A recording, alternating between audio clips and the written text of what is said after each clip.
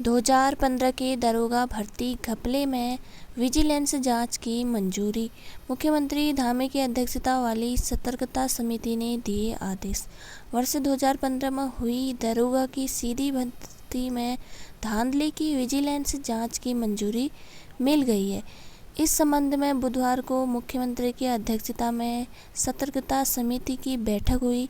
इसमें लंबे विचार विमर्श के बाद मुख्यमंत्री ने जांच के आदेश दिए हैं। इसमें भी कुछ लोगों के गलत तरीके से पास होने की आशंका है।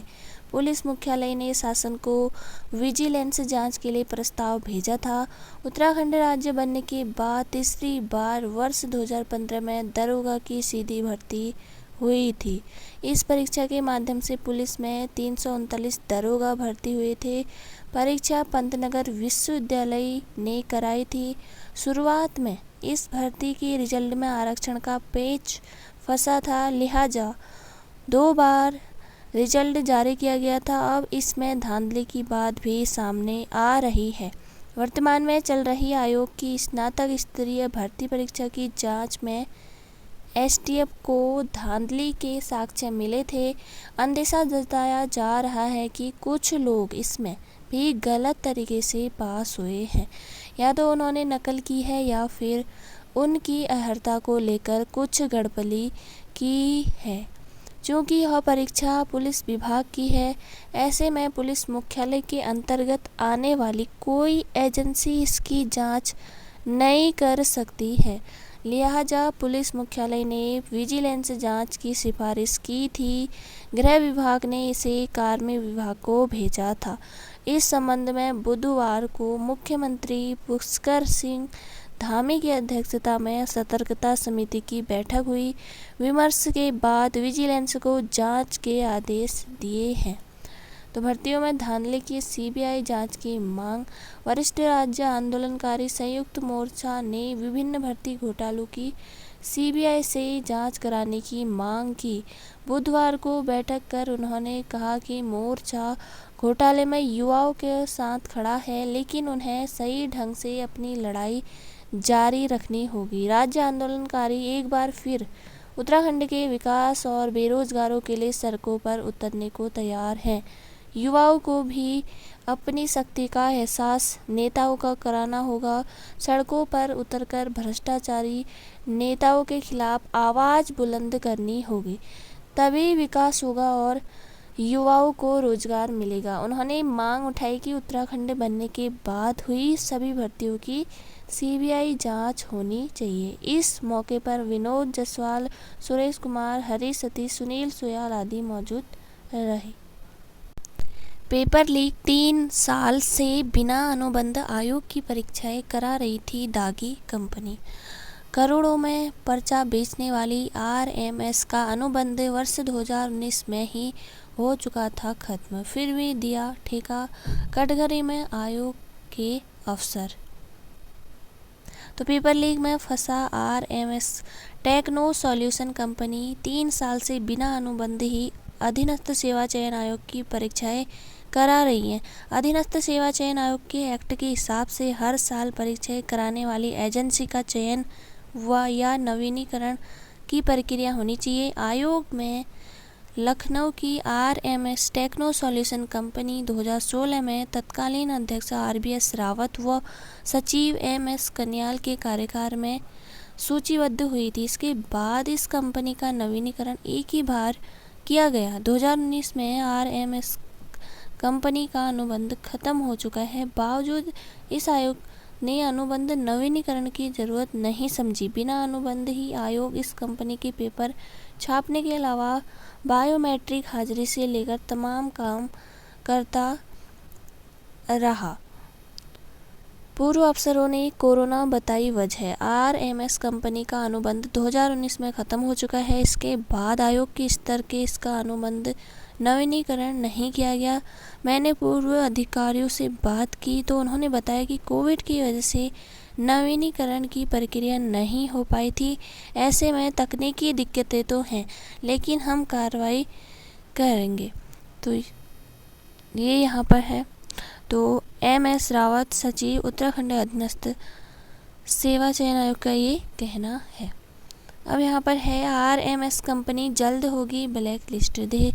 पेपर लीक प्रकरण में फांसी पेपर छापने वाली लखनऊ की आरएमएस टेक्नो सॉल्यूशन कंपनी को उत्तराखंड अधीनस्थ सेवा चयन आयोग ब्लैक लिस्ट करने जा रही है। इस मामले में कंपनी की भूमिका को लेकर आयोग ने एसटीएफ में रिपोर्ट मांगी।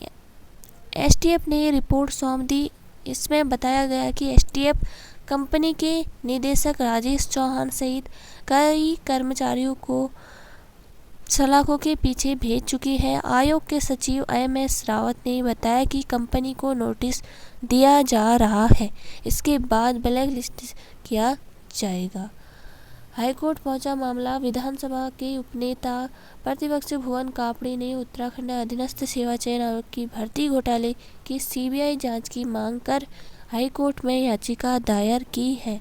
याचिका पर सोमवार को होगी सुनवाई। प्रदेश में नए जिले बनाने पर विचार करेगी सरकार। धामी जी का कहना है, कहा कि जनप्रतिनिधियों से बात कर नए जिलों के गठन पर लेंगे सुझाव। प्रदेश सरकार नए जिले बनाने के प्रस्ताव पर विचार करेगी। मुख्यमंत्री पुष्कर सिंह धामी ने बुधवार को यह जानकारी दी। कहा कि राज्य सरकार जल्द सभी जनप्रतिनिधियों से चर्चा करेगी, पता करेंगे कि नए जिलों की वास्तव में कहाँ आवश्यकता है। मुख्यमंत्री ने कहा कि प्रदेश में नए जिलों की मांग काफ़ी लंबे समय से चली आ रही है। सरकार यह पता लगाएगी कि उत्तराखंड में कहां कहां जिलों का पुनर्गठन हो सकता है। भाजपा सरकार ने कर दिया था शासनादेश। 2011 में विधानसभा चुनाव से ठीक पहले तत्कालीन भाजपा सरकार ने कोटद्वार, यमुनोत्री, रानीखेत और डीडीहाट जिले का शासनादेश जारी कर दिया था, लेकिन सत्ता से भाजपा की विदाई के बाद नए जिलों के गठन का मुद्दा ठंडे बस्ते में चला गया।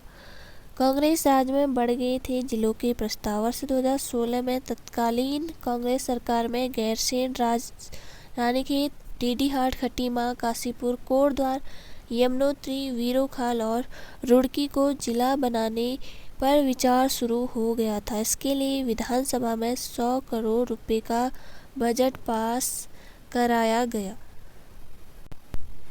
एनएचएम में एक माह में होगी 1071 पदों पर भर्ती। राज्य के सभी 13 जिलों में राष्ट्रीय स्वास्थ्य मिशन के अंतर्गत विभिन्न श्रेणी के 1071 पदों को एक माह में भरा जाएगा।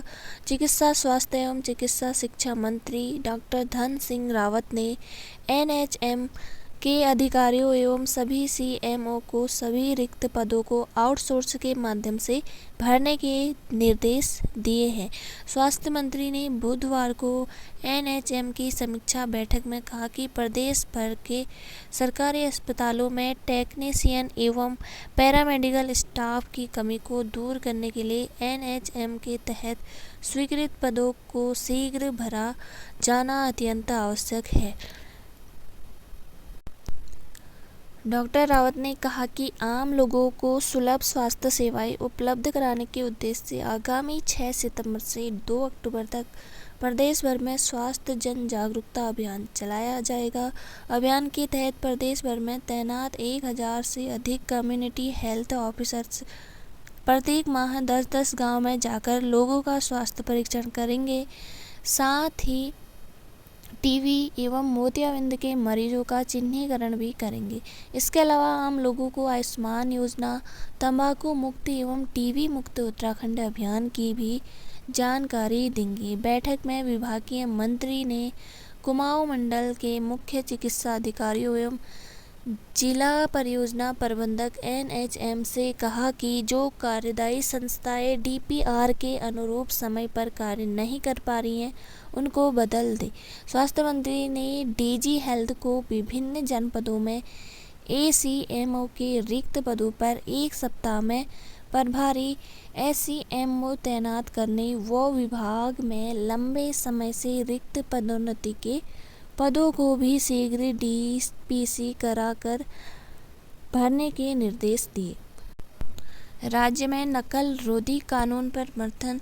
यूकेएसएससी पेपर लीक मामले में उत्तराखंड की राजनीति में भूचाल ला दिया है। सख्त कार्रवाई करने के बाद अब राज्य सरकार नकल रोधी कानून बनाने की राह पर है। बताया जा रहा है कि यूकेएसएससी की तरफ से भेजे गए इस कानून के प्रस्ताव पर शासन ने अध्ययन शुरू कर दिया है। इसमें पेपर लीक करने वालों को 10 साल की कैद से लेकर 10 करोड़ रुपए तक का जुर्माने का प्रस्ताव है।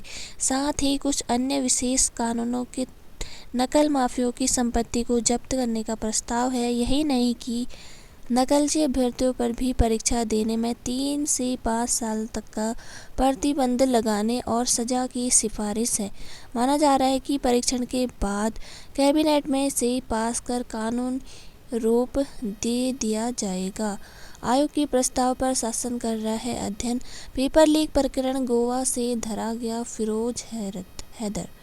यूकेएसएससी पेपर लीक प्रकरण में एसटीएफ उत्तराखंड ने श्याम विहार कॉलोनी सीतापुर रोड लखनऊ निवासी फिरोज हैदर को पणजी गोवा से गिरफ्तार किया। इस प्रकरण में यह 30वीं गिरफ्तारी है। एसटीएफ के अनुसार अभियुक्त फिरोज अपने साथियों के साथ लखनऊ से हल्द्वानी तक उत्तराखंड अधीनस्थ सेवा चयन आयोग की परीक्षा का पेपर लेकर आया था और हल्द्वानी में फिरोज ने ये पेपर नकल माफिया शशिकांत को दिए। बताया गया कि फिरोज उत्तर प्रदेश के धामपुर भी गया था, जहां वह नकल माफिया केंद्रपाल से मिला था। पेपर लीक अभ्यर्थियों से पूछताछ करेगी एसटीएफ। यूकेएसएससी के पेपर लीक मामले में पार्टी के जगधारा प्राइमरी स्कूल के शिक्षक बलवंत सिंह रौतेला की गिरफ्तारी के बाद नए राज खुलने के आसार हैं। स्पेशल टास्क फोर्स अब उन अभ्यर्थियों से पूछताछ करेगी जिन्हें शिक्षक ने पेपर लीक कराया था। शिक्षक पर 40 से अधिक अभ्यर्थियों से लाखों रुपए ऐंठने का आरोप है। सूत्र बताते हैं कि जिन अभ्यर्थियों को पेपर लीक कराया गया उनमें 2 श्रेणी बनाई गई। पहली श्रेणी जो लीक पेपर से पास हुए और दूसरी जो पेपर मिलने के बावजूद पास नहीं हो सके। इन अभ्यर्थियों से एसटीएफ यह जानकारी जुटाएगी कि क्या इन 40 के अलावा और भी अभ्यर्थी थे जिन्हें पेपर लीक कराया गया। इन अभ्यर्थियों का उनके परिजनों से आरोपी बलवंत ने कैसे संपर्क किया। लीक पेपर से परीक्षाएं पास करने वाले अभ्यर्थियों पर गिरफ्तारी की तलवार भी लटकने का खतरा बताया जा रहा है। सीबीआई जांच के लिए कोर्ट पहुंचे कापड़ी। विधानसभा के उपनेता प्रतिपक्ष भुवन कापड़ी ने उत्तराखंड अधीनस्थ सेवा चयन आयोग के भर्ती घोटाले की सीबीआई जांच की मांग को लेकर हाई कोर्ट में याचिका दायर की। याचिका पर सोमवार को होगी सुनवाई होने की उम्मीद है। बुधवार को दायर याचिका में भुवन कापड़ी की ओर से कहा गया कि उत्तराखंड अधीनस्थ सेवा चयन आयोग ने शिक्षा, पुलिस, वन विभाग और ग्रामीण विकास विभाग सहित कई महत्वपूर्ण विभागों में पहले भी भर्तियां कराई थी। इन भर्तियों में काफ़ी घोटाला हुआ, इसकी जांच एसटीएफ कर रही है। घोटाले के तार यूपी से भी जुड़ पाए हैं। जो उत्तराखंड और यूपी के कई घोटालबाजों को गिरफ्तार भी किया जा चुका है। घोटाले में सफ़ेद पोशों और यूपी के प्रभावशाली लोगों के नाम आने के कारण इसकी निष्पक्ष जांच के लिए सीबीआई से पड़ताल कराई जाए।